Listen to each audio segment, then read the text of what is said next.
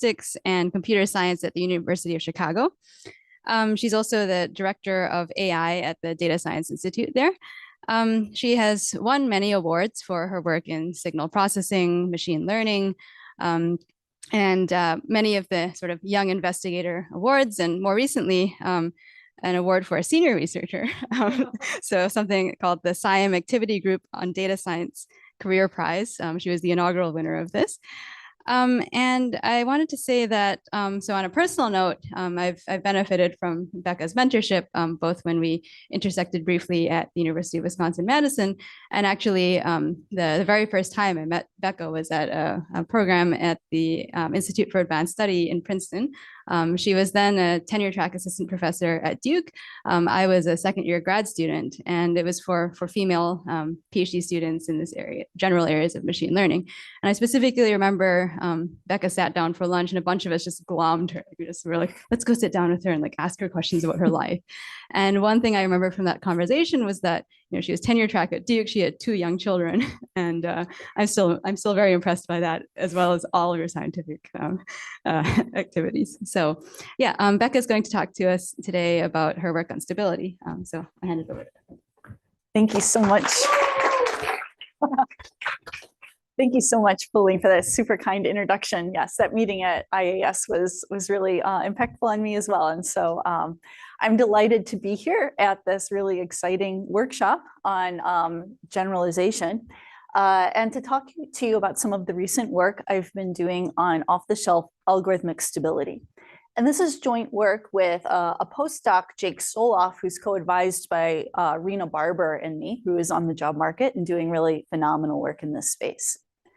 So when we talk about algorithmic stability, what we're interested in are issues like this, where you could imagine taking a training data set and learning a regressor or a classifier or some other model, and then imagine removing one of the training samples and repeating your training procedure and ending up with a different model that you've selected.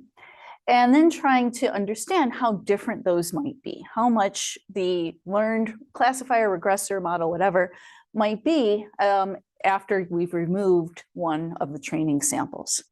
Okay, a little bit more formally, we're going to imagine we're giving a training data set of XY pairs to start here, and then some test point, little x, and our goal, of course, is to recover some or predict some corresponding y. And to start off, we're going to focus on a regression setting where we're just trying to predict a scalar response. So when we talk about a learning algorithm A, what we mean is something that's going to take in a collection of training samples and then return a model, say f hat here, so that then I can plug a test point into that model and get a prediction.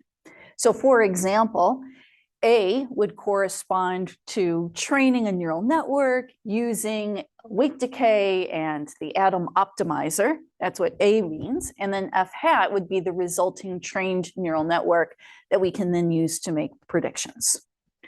And so what we'd like to do is to understand when this algorithm is stable, in the sense that the resulting F hat is close to the F hat we would get if we had removed one of the training samples. Okay, so why would we care about algorithmic stability? So the key insight is that when we look at leave one out errors, when we look to see how well we can make a prediction on one of the samples, if we train on all the remaining samples, then that's going to be indicative or representative of the test error that we would achieve downstream. So people have examined the importance of algorithmic stability in the context of things like generalization explicitly, and work from a couple of decades ago highlighted how knowing that we have an algorithmically stable method is sufficient for getting generalization bounds. It's related to the efficiency of cross-validation. It can help us characterize when the risk of a general learning algorithm can be driven to 0. We can also use stability in order to get things like distribution-free prediction intervals. So say estimating quantiles of how far our model prediction is from the true response that we're hoping for. And so when we look at some of, for instance, Rena's past work on on performing predictive inference using methods like the Jackknife Plus, those hinge on having a learning algorithm that is stable. And so having stable algorithms is super important for a variety of different kinds of generalization notions. The challenge is that when we look at a lot of different modern machine learning algorithms, even something that in these days we might consider relatively simple, like a straightforward CNN, it's not easy to be able to show that this is going to be a stable algorithm. We don't have the appropriate tools. So you might say, well, could I just certify it? So could I perform some sort of test on the resulting, say, CNN in order to verify that it's stable? And we can prove that this is not possible. Without an exponentially large data set and corresponding computational resources, we can't just take some sort of black box algorithm and certify that it's stable. People have recognized for a long time that maybe we can perform some sort of wrapping or outer meta algorithm that can ensure that we have stability or stabilize. So this was noted way back in the 90s by Leo Bremen, saying, given that instability has undesirable consequences, what can be done? Well, unstabilized procedures can be stabilized. So the key workhorse that was used here was bagging. So just to lay, I know many of you are familiar with bagging, but just to be very explicit and introduce some notation, what we're going to do is we're going to sample a bag, which I'm going to call S sub B, of size M randomly. So in this picture, I've got a whole bunch of training samples that correspond to the little colored balls. And I'm going to take different collections of samples, and each one of them I'm going to call a bag. And for each bag, I'm going to learn a predictor. I'm going to apply my algorithm, my base algorithm A, to that bag. And then my bagged estimate is simply the aggregation or the average of all of those different models. So people have looked at bagging in a few different variations. Classical bootstrapping, where we form these bags by sampling with replacement, we'll call bagging. And here we can have a probability P that any individual sample is in a bag that scales like this, with the number of total training samples N, and M, the number of samples that we have in each bag. Or we can talk about things like subbagging, where we are constrained to bags that are smaller than the full size of our training set, and we sample uniformly without replacement, in which case this probability P is just M over N. In both cases, we see empirical evidence that bagging is an effective way of getting stable predictors. So here are three different little examples where the base algorithm is logistic regression, or neural networks, or regression trees.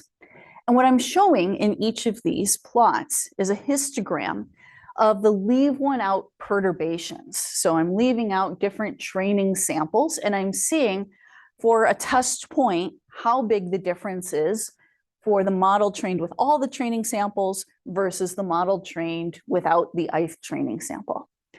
In red, we've got the histogram for the base algorithm A, and in blue, we have the histogram for the bagged base algorithm A. And so what we're seeing is that across the board for all these methods, these histograms are more concentrated towards the left when we have the bagged predictor. So we're having a much smaller number of predictors with much smaller leave one, I think I said that wrong, a much larger number of predictors with much smaller numbers of leave one out perturbations after we've applied the bagging. So this is an observation that's been noted in a variety of different contexts. People have looked at bagging in the context of random forest and its effect on algorithmic stability there. Things like variable selection in regression, classification, especially in the context of class imbalance, and robust Bayesian inference or Bayes-bagged methods, just to name a few. Yes, Josh. On sampling, where you could have just like done different inits for the network or shuffled the data or something and gotten some robustness from that? And how much is it that like actually has to do with ensemble out or changing the data set itself?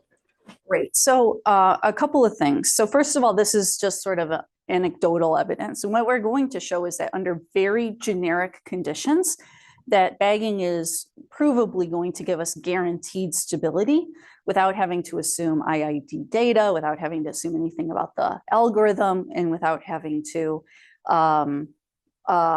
with minimal assumptions. So this is not something that I know how to do right now for other kinds of ensembling. Now, related to your question, you could imagine having your base algorithm having some dependence on a random seed, right? Maybe there's mini batching, maybe there's some random initialization. And so I'm not including the full notation in the slides, but when we're talking about bagging, we're talking about, an expectation effectively over the algorithm applied to different bags, where this expectation is both with respect to the choice of which samples are in the bag and with respect to any sort of random seed. I'm just kind of sweeping that under the rug in the slides. But yes, if you're just thinking about ensembling without bagging, say over different random initializations, then that's not covered by this theory, even though people are using it in practice. Yeah. Yes, Matush. There's one other interesting refinement in these three plots, which is that it's not just that bagging is promoting stability, but before applying bagging, the three histograms in red are very different for the three methods, but then they have a similar shape afterwards. They're not just left. Is there any, will you be able to touch on any explanation for that, or? No, that's a great point, and I don't have an explanation for why we see that. So we are trying to be as sort of generic and assumption-free as possible here, because, for instance, in the context of CNNs, right, like I don't know how to analyze something like that. But because of that, then it makes it a little bit hard to do some of these more nuanced analyses. But yeah, super interesting point. So people have studied bagging for a long time and tried to understand some of its effects and its connections to stability.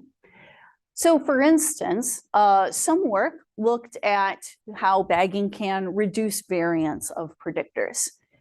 This, for instance, is an asymptotic result that depends on very strong regularity conditions.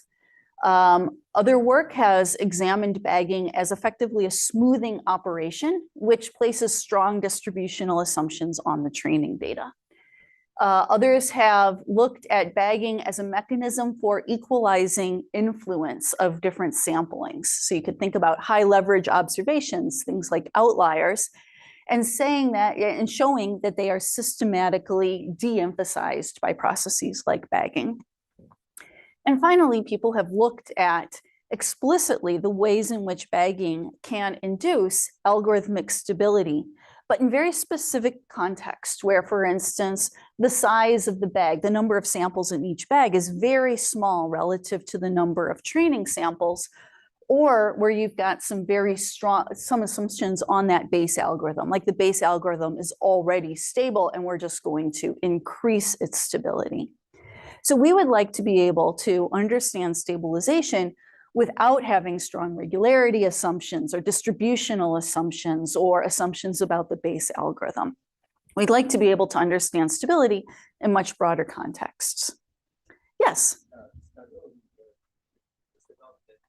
The name one of diverge. Yeah, super question. It's like you're planted. So we're going to define tail stability like this. So we're going to say an algorithm A is epsilon delta stable if for any training data set, and we're not making any assumptions about the samples being IID or anything like that, for any training data set and any test point X, if we were to look at the frequency of the predictor's prediction for a point X and the predictor's prediction for point X when we don't train using the ith sample, we want to look at how often that difference exceeds epsilon. We're going to say it's epsilon delta stable if that frequency is less than delta. So this is sort of an average case stability notion here. So our main result is that for bagging, we can achieve provable epsilon delta stability as long as we choose epsilon and delta in a way that depends on P, the probability of any individual sample showing up in an individual bag, and N, the number of training samples. So we can let A be any Bayes algorithm, regression trees, transformer, your favorite CNN, what have you. And we're going to start by assuming that it returns predictions that are bounded between 0 and 1. Then what we can show is that for any number of training samples N, for any value of M, which is the size of each bag, then the bagged algorithm, where we're going to assume an infinite number of different bags here, satisfies epsilon delta stability as long as delta epsilon squared is bigger than this quantity that, like I said, depends on how much training data we have and the probability of any training sample ending up in one of the bags. If we wanted to consider a finite number of bags, then we would have an additional term here that would scale like 1 over the number of bags that we consider. I'm going to leave that off of the slides. So let's unpack this just a little bit. So first of all, let's imagine that we have 100,000 training samples, and P, the likelihood of a sample ending up in any one bag, is 1/2. And this tolerance we have for instability is 0.01. Then this theory tells us that we're going to have no more than delta, which is in this case 2.5%, perturbations that exceed this tolerance level epsilon. This, as I've mentioned, applies to any Bayes algorithm. We haven't made any assumptions about that algorithm, how it operates, how stable or unstable it might be. And it holds deterministically for any training data set and any test point. So we're really making minimal assumptions here.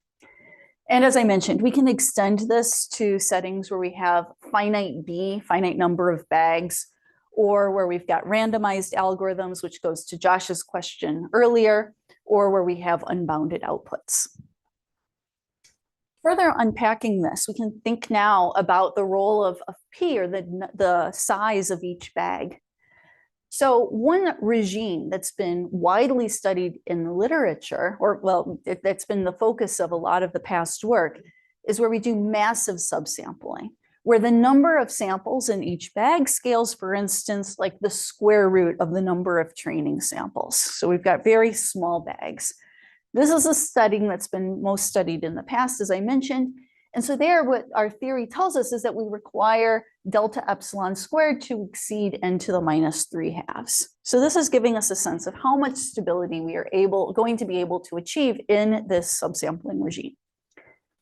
If I wanted instead to have bigger bags, where say the size of each bag is proportional to the size of my entire training set, then we require that this product delta epsilon squared exceeds n to the -1. So for instance, delta and epsilon could both be n to the -1/3.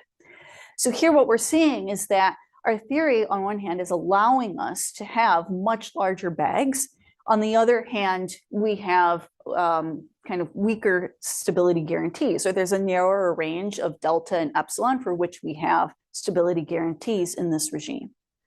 And then finally, and perhaps most relevant to a lot of machine learning, modern machine learning contexts, our theory also allows for minimal subsampling, where M is n, the number of total training samples, minus something small, say the square root of n. And this is what you might want to use if, for instance, you're training a very large neural network and you need, in order to get good predictions, a very large training set. And you really can't afford to leave out, say, half of your training data for any one run. And so here, our theory again tells us what kind of stability guarantees we can hope within this sort of bagging regime. So let's think about what's happening under the hood here.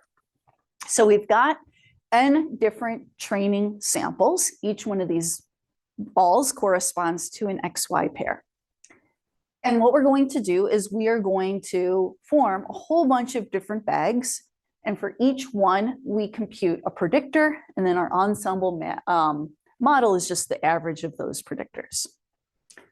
So now what we could do is we could consider one particular sample, one XY pair, that we would leave out. So that pair is showing up in a subset of all of the different possible bags. And so we're going to remove those bags, and then we would compute the average model prediction for just the remaining bags that are left. So now let's imagine that we have K points that are bad. And when I say bad, what I mean is that if we were to look at the difference between the prediction and the prediction, if we leave that point out, then it's going to exceed epsilon, right? So remember, our notion of stability is that the frequency of this happening is less than delta. So let's imagine we've got K bad points that give us this large perturbation when we look at the leave one out predictor. So here I've got a collection of different bad points, and we can look at all the different bags that they're showing up in. Some bags have no bad points, some bags have multiple bad points. So when we try to analyze the stability that we can gain from bagging, we're going to use this notion of K bad points. So in particular, if I were to add up over all the samples, the magnitudes of these leave one out perturbations, well, that's going to be lower bounded by the number of bad points times this bound epsilon on how bad they are. And then I'm going to define this sum of leave one out perturbations as L1. Furthermore, what we can show is that a typical bag is going to have several bad points. Specifically, it's going to have P, the probability of any point showing up in a bag, times K, plus or minus a term that scales like K times P minus 1, square root. So now what we can do is we can derive an upper bound on this quantity L1 that's going to, well, we derive the bound by bounding the variation across the bags that contain one of these bad points I. And that scales with this variation in the number of bad points in a bag. And so if we put these two things together, we've got a lower bound on L1 and an upper bound on L1, then we get this inequality here. And from here, what we can show then is that K over N, the number, the frequency of bad points is bounded by delta, like we desire, whenever this delta epsilon squared exceeds this bound that showed up in our theorem. So that's some of the core intuition behind how we show that bagging is achieving algorithmic stability. Yes? This is so awesome. Are there any conditions on how it affects the bias? Like if you started out with like an unbiased estimator, what would you expect the effects to be? So the question is, how does this maybe affect the bias? And so we are not analyzing, maybe I should say more broadly, anything about the accuracy of the resulting estimator. So for instance, right, I could have very, very small bags so that then my predictor is pretty weak. It's not very accurate. All I'm guaranteeing here is that the bagged predictor is going to be stable, not that it's going to be accurate. And the bias that you're asking about is going to play a role in the accuracy. Now, empirically, what we're seeing is that there are many settings in which we can apply bagging and have guaranteed stability and then observe that we have good accuracy and good performance on some holdout test data. But our theory does not provide guarantees on the accuracy. So here we can see some of these ideas in action in three different settings. So what I'm showing here, let's just take a look at the upper left first with the neural network. And what we're plotting is on the horizontal axis, the error tolerance, this epsilon value. I've just scaled it by the square root of n. And then on the vertical axis, the error probability delta. And so then what we can do is we can say for the original base neural network, what does this trade-off between epsilon and delta look like? And we get this red curve. Now, our stability guarantee for the bagged algorithm is this black dashed line.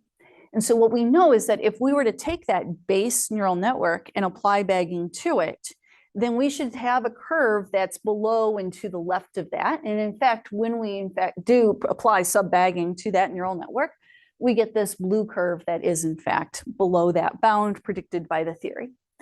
And we see something similar when we use regression trees, perhaps least surprisingly. And I think here on the bottom, we've got an interesting example where we're looking at logistic regression. We're looking at logistic regression in two different settings. So in the dashed lines, we're looking at logistic regression where n, the number of training samples, is 2 times the dimension. So this is a setting where we know that we are going to have unstable performance of logistic regression. And we see that empirically. We observe this curve for the logistic regression is well away from our theoretical bound, but as soon as we apply bagging and we get the blue dashed line, we are below that theoretical bound in the black dots. But we can also apply logistic regression in a setting that's known to already be stable, where n, the number of training points, is 4 times the dimensionality. And so here we have that our observation is that we are already below this theoretical bound. And what we see is that when we apply subbagging to logistic regression in this setting, we remain below that bound. So we are achieving stability for things that are not already stable, and for things that are already stable, we are maintaining their stability. Okay, so everything I've talked about so far has been focused on, oh, yes.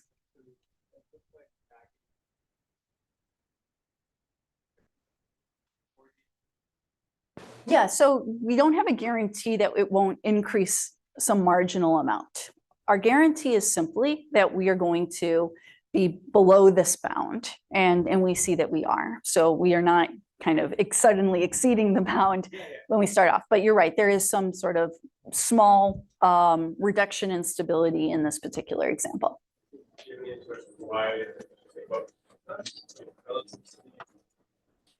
You know, I don't have intuition for that. I think I would tell you that, first of all, our guarantees are kind of for any test point. We only here are looking at, the test points that we drew, right? These are kind of empirical plots. And the plots can change depending on how we draw the test samples, on exactly what the data generating distribution and data generating model is. So there's just a lot of things that go in. I wouldn't claim that this is sort of a universal phenomenon. Yeah. Yes. Are you comparing the stability before bagging on n samples, on n data points, or on m data points? Because that could be a difference. So when you say plot the two, before bagging and after, are you plotting what happens if you use all n inputs to your original algorithm, or comparing it to the sub procedure where you're only using m of the inputs? Got it. So what we're doing is we are comparing two learned models. One is the learned model with all n training samples, and the other is the learned model with all but the ith training sample, so with n-1 training samples. Right. And then that's in general what we're using to compare that's how we're measuring algorithmic stability. So what we're doing then in these plots is here we're looking at the stability of a method that's trained with all n samples, but just the base algorithm, just a plain old regression tree.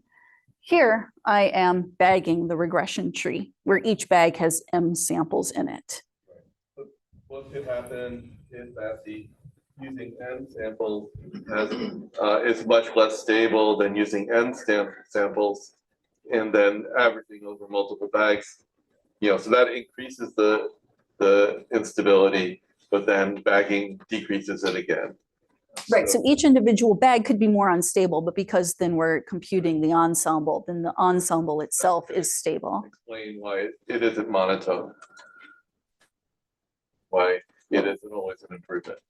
Well, why it's not always an improvement. Yeah, that's a possible explanation. Thank you. Yeah.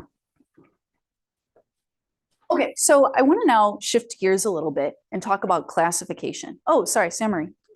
Just a quick question. The motivation from the beginning was that stability implies generalization. Mhm. And I'm just wondering, is it the same notion of stability? Yes, for the, I'm afraid I don't know how to pronounce the name.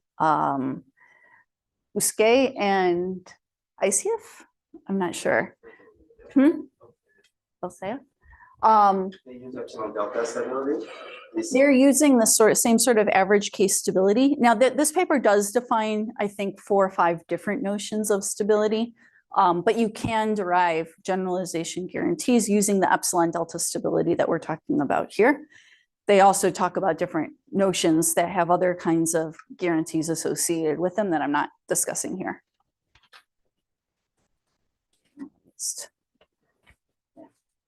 Okay. There we go. So with classification, we see some additional effects start to arise. So now we want to make a prediction y, which instead of being a scalar is going to be one of L possible class labels. We again have a training data set and some test point x.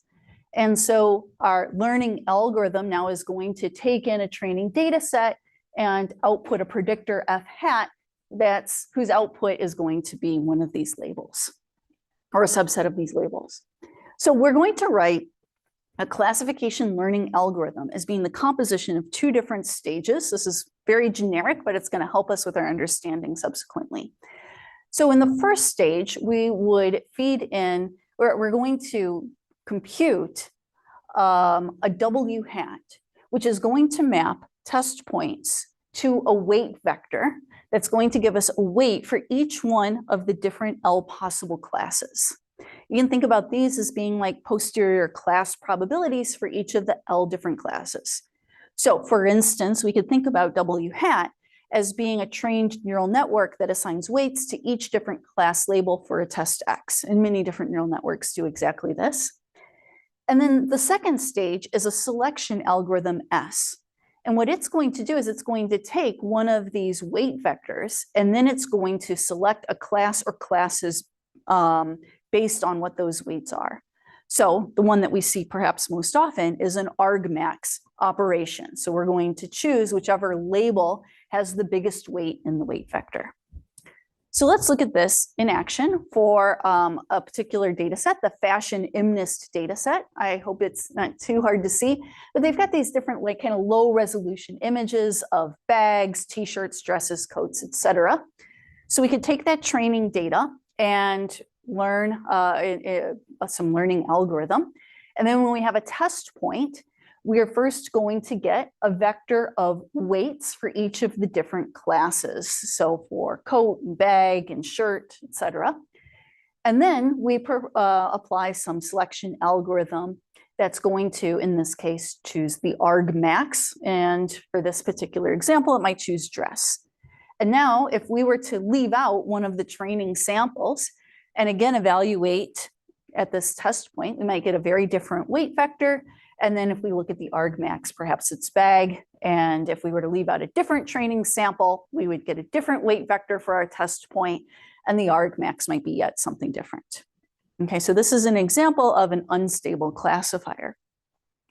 So again, we are going to use bagging. And in particular, we're going to use bagging for the first stage in this classification procedure, this algorithm A that's producing weight vectors. So this looks very similar to what I showed you before, only now what we're aggregating across are these weight vectors. So we're not just getting an aggregated kind of scalar output in a regression setting, we're stabilizing these full weight vectors.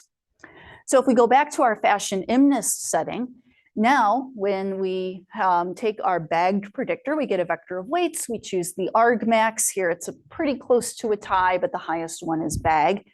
And if we were to leave out a training sample, then the weight vector might look quite similar to what we had if we did not leave out that sample.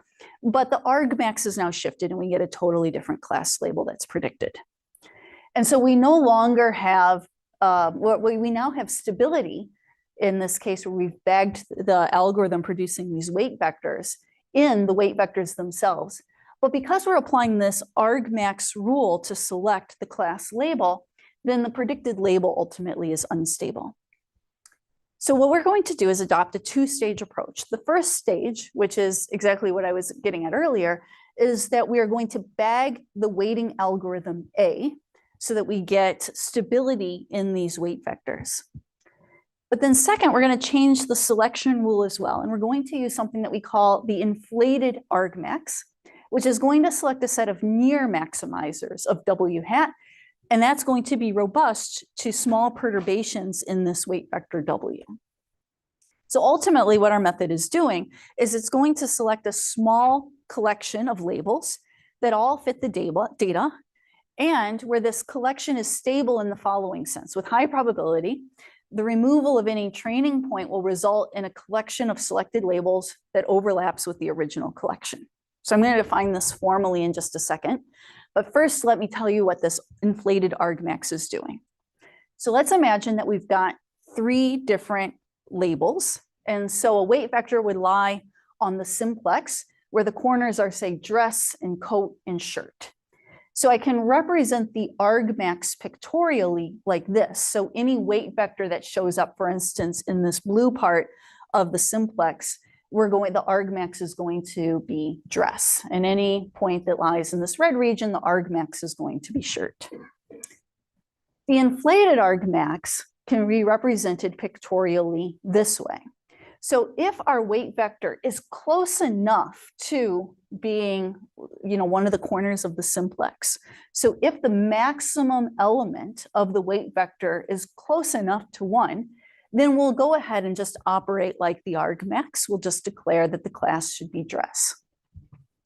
But if there's more ambiguity, so if the weight vector is closer to having, for instance, 2 elements being close to a tie, then we're going to say we cannot distinguish, and we're going to return 2 labels, in this case, both the coat and the shirt. So what this inflated argmax is doing is it's saying that if L is one of the labels returned by the inflated argmax, then it indicates that that class would have had the largest weight in this weight vector by some margin if the weights were slightly perturbed. And so both sort of the margin and the amount of perturbation depends on this kind of scale epsilon. So now if we go back to our fashion MNIST setting, right, this is looking so far very similar to before, but now our selection algorithm is this epsilon inflated argmax. And so we're returning both the bag and the coat, because the bag and the coat both had high weights that are close to one another. And similarly, now if I leave out one of the samples, I'm getting a very similar weight vector. I'm again returning bag and coat. And so it's behaving in a way that is stable. So what do I mean by stability here? So what we do is we define the selection stability of a classifier, which remember has 2 components. First, the algorithm that gives me weight vectors, and then the selection component. So we say we have selection stability delta if for any training data set and any test point, what we do is we look at what's selected when we use when we look at the weight vector associated with a test point X, and the same thing when we leave out one of the training samples, and those selected sets have 0 intersection. We want to count how often they have 0 intersection, where there's no overlap at all between what's returned. And when that frequency is less than delta, then we say we have selection stability delta. And so what we can show is that for any base algorithm A, so whatever method you want to use, whether it's a decision tree or a neural network or what have you, bagging of these weight vectors combined with the epsilon inflated argmax is going to have the selection stability delta, where delta is going to depend on the probability of any one sample showing up in a bag, epsilon squared, of course, and then the size of your training data set. So let's just look at this in action, less anecdotally. Oh yeah, sure.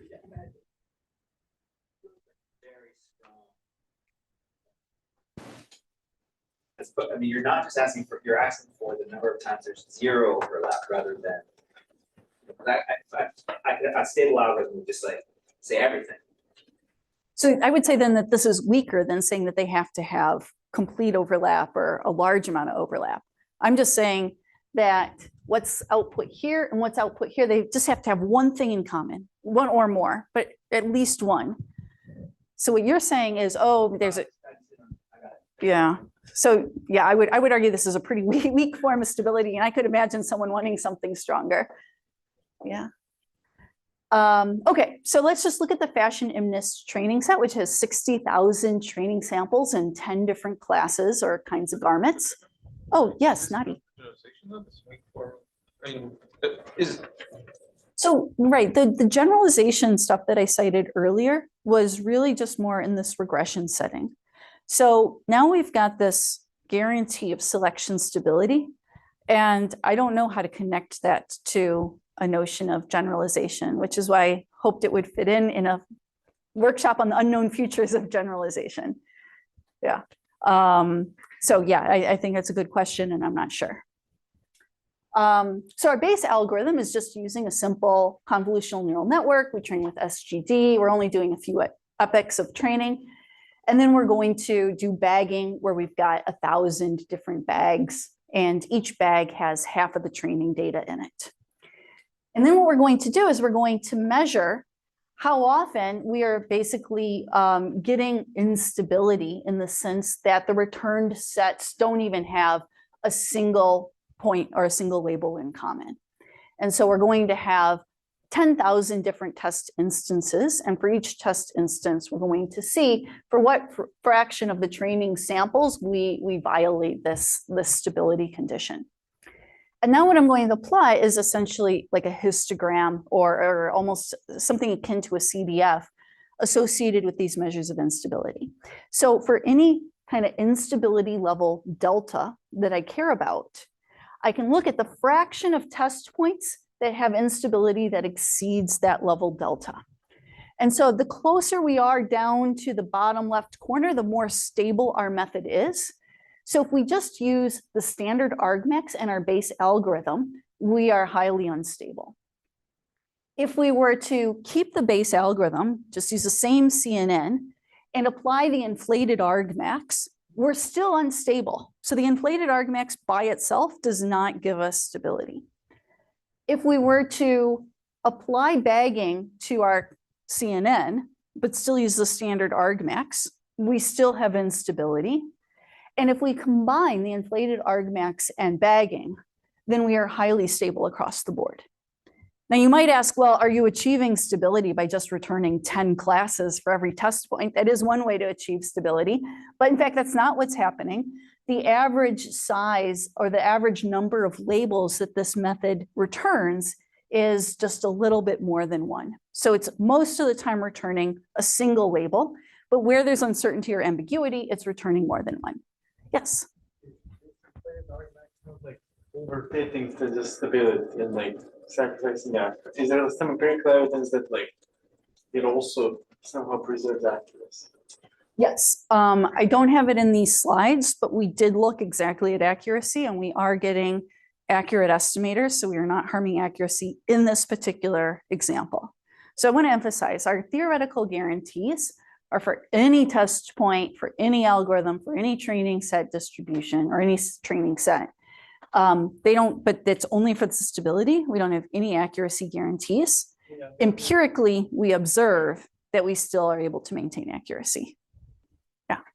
Is there another question in the back? Oh, yes, Emery. There seems to be a trade-off of some sort, right? The more stable you want to be, you have to at one point break accuracy. So is there a way to understand that trade-off? The most stable thing is just return a constant, basically. You're right. So there are trivial ways to guarantee stability, like just return a constant. What we're showing here is that by using bagging, or here bagging plus the inflated argmax, is that we are achieving stability as guaranteed by our theory. Empirically, we are doing something better than just returning all possible labels, which would be the other kind of trivial way to achieve stability. And then what I don't have in this slide deck is evidence of the accuracy. But like I said, we only have theoretical guarantees on the stability. So if you wanted to assess the trade-off between accuracy and stability, and we only have empirical evidence for the accuracy, then I'm not sure how to do that. So my worry is that. I was just wondering, do you have maybe some slides on that gives us a sense of what the trade-off is? So I do in a slightly different context in just a few slides from now. Yeah, but not, I just didn't, and I do have it in the paper for this, I just didn't include it in the slides, sorry. Is there another? Yes. Just check my understanding. If you have enough data, would k and nearest neighbors be both accurate and stable? Because it's sort of like if you remove one point, it's only one of your k and nearest neighbors, and if change is big, that's like seems Right. stable. So k-nearest neighbors is an algorithm that is known to be stable. Whether it's accurate or not depends on what assumptions you make on your training data distribution, on et cetera, right? So we don't have guarantees on it unless you make more assumptions than we're making here. So there are algorithms like k-nearest neighbors where we already knew that they were stable. What we're showing here is that bagging is going to take any generic method that you come up with and provide stability guarantees without knowing ahead of time that it's stable, or proving stability using explicit nuanced features of the algorithm. Yeah, yes. Or sort of at times, so can you just trade off the material and the questions however you want? Okay, well, since there are these questions about accuracy, I do have some results showing accuracy. So it looks like another section, but it's closely related to classification. And this is model selection. This is joint with my student, Melissa Adrian. And we were looking at a problem that's been talked about a little bit in a few other talks here on trying to perform model selection. And one example of this is sparse identification of nonlinear dynamics, where people were trying to essentially discover equations that would be good explanations of training data. And they were framing this essentially as a sparse linear regression problem. So this is something that has been widely used in a variety of scientific settings. So Shirley, who talked yesterday, for instance, has used this in the context of astronomy. It's being used in biology, agent-based modeling, et cetera. So the approach that we've been looking at to ensure that these methods are stable is to use exactly the methods I just described, because we can frame model selection as simply a classification problem where each candidate model that we're selecting among is one of the different classes. And so in this example, we imagine that we've got data representing, say, a predator-prey relationship. We generated the data using a Lotka-Volterra model. And then we said, can we identify the equations or a set of possible equations that could describe this relationship simply from observed data? And our base algorithm is this Cindy algorithm. Okay, so again, we're applying bagging plus the inflated argmax for the data from this Lotka-Volterra model. So we've got several different ways of assessing performance. On the left, what we're looking at is essentially a CDF for instability. So the more stable an algorithm is, the higher and up one of these curves is going to be. And our method of the inflated argmax plus bagging is the most stable, where we're comparing with just choosing the top K different models that they have the top K weights, and where we're comparing with selection stability, which is a method that's specific for sparse variable selection. And then we also look at a couple other methods that I'm going to skip over. Second, we look at the accuracy, which goes exactly to Samarie's point. So for various levels of instability, what we're looking at is the utility weighted accuracy of the selected model or models that we get from bagging plus this inflated argmax. And again, we're seeing that for a wide range of different instability levels, we are getting the most accurate predictors. And then finally, we're looking at across a range of different levels of instability, how many different models are returned. So making sure that we're not returning just all possible models and achieving stability in that trivial way. And what we're seeing is that we're choosing often a small number of selected models. Okay, so I know we're short on time, so I'll just mention that I think there's a number of different open questions, but the two big ones in my mind are, first, bagging can be pretty computationally complex when we've got huge data sets and huge models. And so the question is bagging the only way that we can get these stability guarantees, or are there alternative mechanisms that we can explore that similarly avoid making strong assumptions about the model or the data? And then going to an earlier question that Nadia posed, right? We've talked about new notions of stability. Are there ways to connect these notions of stability to notions of generalization? And I think that's a wide open question that would be very interesting to explore. And so with that, I'd like to thank some sponsorship from the National Science Foundation and the Simons Foundation, and I'd be happy to answer any questions.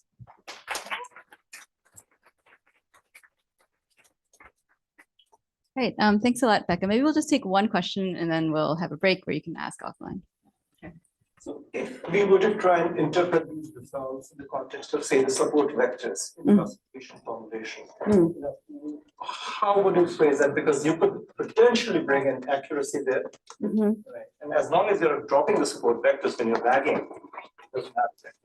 Yeah, I think if you wanted to analyze, say accuracy versus stability trade-offs in the context of, say, a support vector machine, then you could do exactly what you're describing.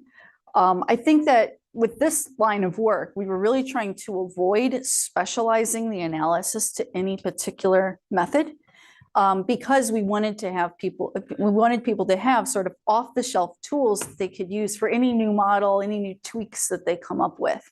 So, for instance, I wouldn't want to necessarily have guarantees for, single hidden layer ReLU networks that are trained with a very specific kind of training algorithm, because then as soon as you change any aspect of that, maybe your guarantees fly out the window. And so this gives, I think, users maximum flexibility. That said, if you did say, well, hey, the support vector machine is exactly the method I care about, and so I want to analyze that, then certainly you could. We were just trying to avoid those assumptions here. Yeah, I mean, the point actually was that if you look at it from that perspective, it's not just that method, but it gives a more elegant way of thinking about the question of stability. Oh, okay. I see. Okay, that's a great question, and I don't know. Yeah, we have not thought about stability with respect to the support vectors, and that's, super interesting. Yeah, that was the point. Thank you. Yeah. I think in some sense the question is about stability with respect to compression. So compression of the... Like, stability is essentially saying I'm stable to relate the one out. Counterpart is saying that there exists a compression of the data that my function relies on just a compression of the data. Yeah. So I don't know, I know there's people on video, so the question is, can we relate, leave one out stability to stability relative to compression of the data? And yeah, it's an interesting question, and I don't know. I mean, I do want to emphasize we're not making any assumptions about the training data, not even that it's coming from that it's IID, right, or exchangeable. And so I don't know how to think about compressibility in that context. But yeah, it's an interesting thought. Okay, let's thank Becca again for it. Thank you. In about 10 minutes. So.